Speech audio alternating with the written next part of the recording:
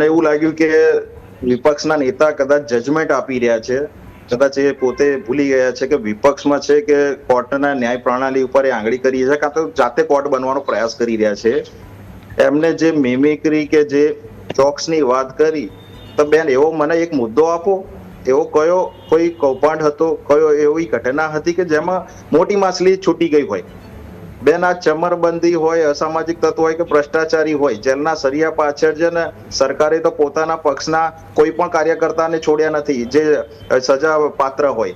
તો મને ખ્યાલ નથી આવતો, આ છે સ્વાભાવિક છે. હવે આપણે એક ઉદાહરણ સમય એમને જે ઘણા આક્ષેપ કર્યા, તો આપણે કહીએ કે દાખલા તરીકે એક પરિવારમાં 5 વ્યક્તિ રહી છે, એમાં એક પરિવારના એક વ્યક્તિએ, એટલે 5માંથી એક વ્યક્તિએ જો કોઈ કામ કોઈ ગુનાહિત કર્યું હોય, તો બેન આપણા ભારતમાં એવું કંઈ છે ને કે બાકીના 4ને સજા મળે?